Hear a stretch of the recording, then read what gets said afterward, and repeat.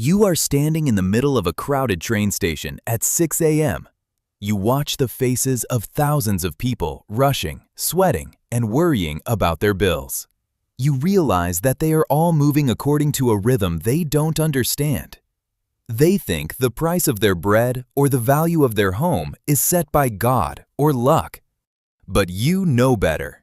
You know it is set in a few square blocks in Lower Manhattan. You decide you don't want to be the one who follows the rhythm anymore. You want to be the one who writes the music. This is the life of a Wall Street trader. This is your ascent through the machine.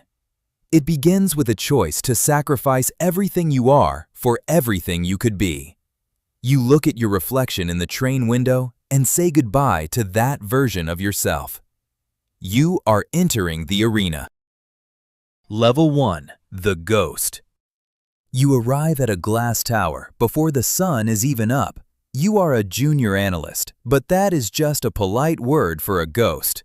You spend 18 hours a day staring at spreadsheets until the numbers start to dance behind your eyelids. Your friends stop calling because you are always at the desk. You live on lukewarm coffee and the blue light of 3 monitors. Your family thinks you're getting rich, but you're just getting tired. Fact: you are working 100 hours a week, and when you calculate your actual hourly pay, you realize a manager at a fast food joint makes more than you. You are paying for your seat with your youth. You are learning the first rule of the street. Everything has a price, especially your time. You see your senior vice president walk by, and you don't see a man, you see a goal. You realize that to become him, you have to kill the part of you that wants to go home. You stop looking at the clock. You start looking at the data. You are no longer a person. You are a processing unit. You are a ghost. Level 2. The Tape Reader. Now they give you a desk with 6 monitors. It is a wall of flashing red and green lights that never stops. The noise of the world is screaming at you. War in the Middle East, a drought in Brazil, a CEO's divorce. It all hits your screen in milliseconds. You feel the vibration of the world's panic in your fingertips. Fact: your human brain can only process 7 pieces of information at a time, but your monitors are feeding you 1 million updates every single second. You feel like you are drowning in a sea of data. You have to learn to see the signal in the static. You stop reading news and start reading psychology.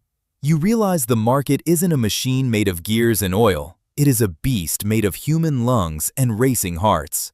You start to anticipate the panic before it happens. You aren't trading stocks anymore. You are trading human fear.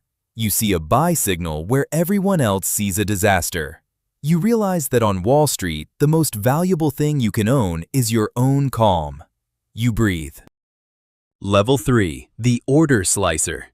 You are finally handling real money, but you are a sell-side executioner. A client wants you to sell 5 million shares of a massive tech company. If you just hit sell, the price will crash and the sharks will eat you alive. You have to be invisible. You are the hunter who leaves no footprints in the snow. You use iceberg orders to hide 90% of your size, showing only a tiny tip to the public while the rest is buried in the dark.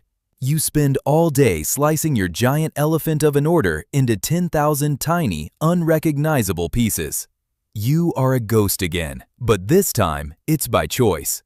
You realize that on Wall Street, if everyone can see you, you are already dead. You watch the price stay steady as you move a mountain of stock. You feel a secret power in being the cause of a move that no one can explain. The analysts on TV are guessing why the stock is moving. You are sitting in your chair, eating a sandwich, knowing it was you. Silence is profit. Level 4. The Risk Bearer. You have moved to the buy side. Now the money you lose is real. You make a bet on a currency move and it goes wrong. You watch $5 million of other people's money vanish in 3 minutes. Your heart is hitting your ribs like a hammer. You feel a physical sickness in your gut that no medicine can touch. Your cortisol levels are 68% higher than a normal person's right now, and they will stay that way even while you try to sleep. You want to double down to win it back. That is the revenge trade. That is how you go broke. You walk to the bathroom, splash cold water on your face, and look at your eyes. You have to kill your ego to save your career. You take the loss. You click the button and accept the pain. You have lost your innocence with money. You realize that $5 million isn't a house or a car. It is just a number that you failed to protect. It is just a scorecard now. Level 5. The Market Maker. You have reached the level of a market maker at a top-tier investment bank. You are no longer just a player. You are the plumbing of the system. When the market panics and everyone is screaming to sell, you are the one who has to stand there and buy. You are the wall that stops the flood.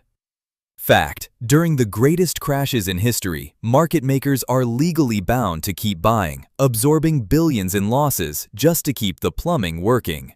You are the shock absorber for human chaos. You realize that the Wall Street people hate is the only thing keeping their retirement funds from disappearing in an afternoon. You feel a strange, cold pride. You are the only adult in a room full of children throwing tantrums. You provide liquidity, the ability for the world to cash out when it gets scared. You are the one who stays when everyone else runs. You don't do it for glory. You do it because it's your job to keep the lights on. You are the floor. Level 6. The Algo-Architect. You realize that your human eyes are too slow. You stop clicking buttons and start writing code. You build an algorithm that thinks, breathes, and trades for you while you are at lunch. You are teaching a machine how to feel the market's heartbeat. Fact: you are now part of the 80% of all market volume that is executed entirely by AI with zero human intervention. You watch your creation make more money in a microsecond than your father made in a year. You start to feel detached from reality. You aren't even sure what the companies you are trading actually do anymore. You don't see oil or gold or tech. You see volatility. You see standard deviations. You see the matrix. You are no longer trading assets. You are trading math. Level 7. The Whale. You are now a managing director at a Tier 1 hedge fund. Your book is so big that your every move has market impact. When you move your mouse, the price of oil in Dubai moves with it. The responsibility is suffocating. You aren't just playing the game, you are the game. Fact: one single fat finger mistake, one tiny typo on your terminal can erase $400 billion of value before you can even blink. You don't sleep anymore. You have wealth, but you have no peace. You look at your bank account and realize you have won the game. You have the watch, the car, the house on the coast. But you look at your kids and realize they don't know who you are. You are a king in a digital kingdom, but a stranger in your own home. You can buy anything except a quiet mind. Level 8. The Master of the Street. You are at the absolute peak. A partner, a kingmaker. You sit in a corner office with a view of the entire city. You realize that the people on the street below are still living in a world of prices. But you live in a world of influence. You decide which companies live and which companies die. You and 24 other managers now earn more than every single kindergarten teacher in the United States combined.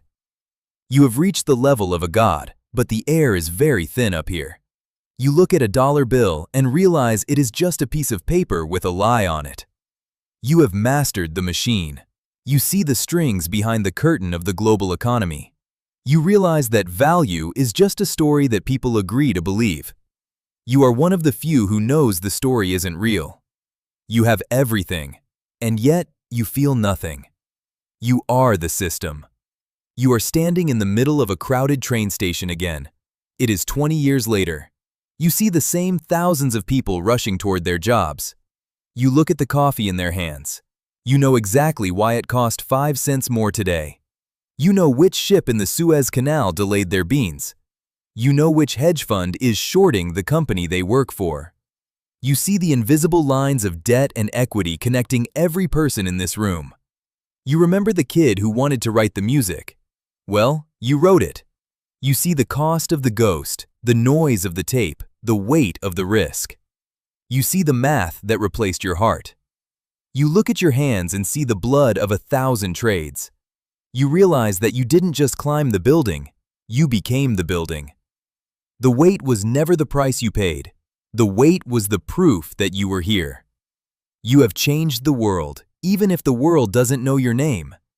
You are the silence in the market. You are the plumbing. The debt is paid.